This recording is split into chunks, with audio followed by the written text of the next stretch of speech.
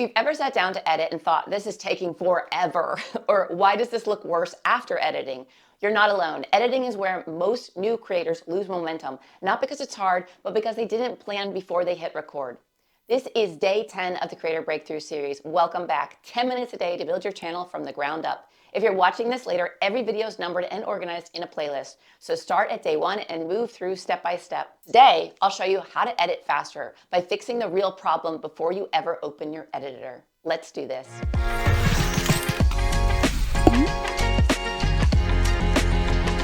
Editing speed doesn't come from fancy software shortcuts. It comes from structure and clarity. When you plan before filming, you spend way less time cutting afterwards. I've seen creators go from 4-hour edits to 40 minutes just by planning B-roll and bullet points ahead of time. And who am I kidding? This works for me too. I used to spend 8 hours to edit a 40-minute video of me rambling on, and it was painful. And the end result was only 15 minutes long, from 40 minutes to 15 minutes. So let's simplify this whole thing down to 3 easy steps that anyone can follow to make your editing process so much faster.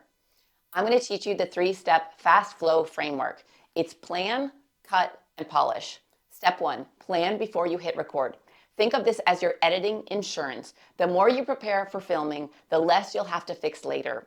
So here's how to make it simple. Write bullet points, not a full script. It keeps you on track and stops the rambling that turns editing into chaos. For example, intro, relate to problem. Step 1, show lighting setup. Step 2, camera tips. Very simple bullet points. Then plan your B-roll in advance as well. So while you're outlining, think visually. If you mention setting goals, jot down clip of me writing in my notebook. If you talk about filming setup, plan a quick shot of you at your desk. When you film intentionally, editing stops feeling like surgery and starts feeling like assembly. Next, we'll turn that organized footage into something that actually flows in step number 2.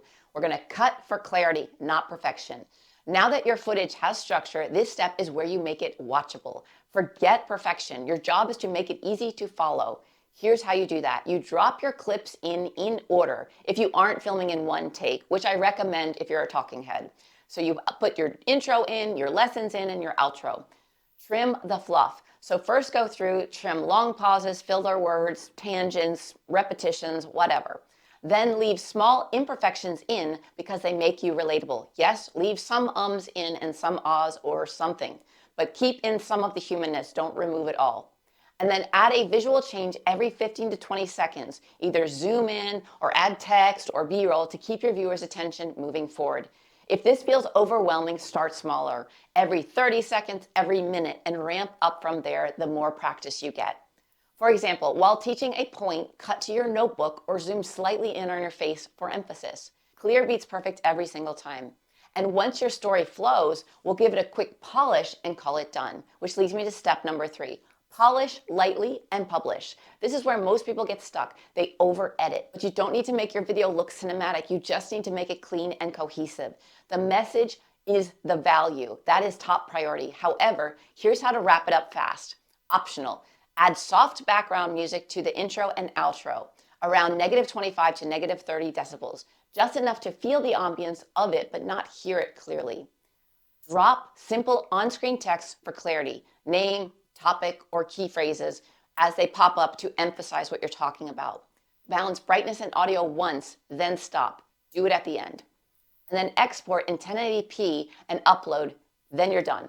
4K if your system can handle it, of course, but most can't, so 1080 is fine. If it feels watchable, it's ready. Every video you finish builds momentum for the next one, and that momentum is what turns editing from stress into skill. Your first few edits will feel clunky, and that's okay. It means you're learning. Every time you finish a video, your eye for pacing and rhythm gets sharper. Editing isn't about being technical so much as it's about communicating clearly and confidently. Because the real progress comes not from perfect cuts, but from finished videos that share your message with the world. And I promise you it will get faster with practice, and eventually you may outsource it anyway, like I have.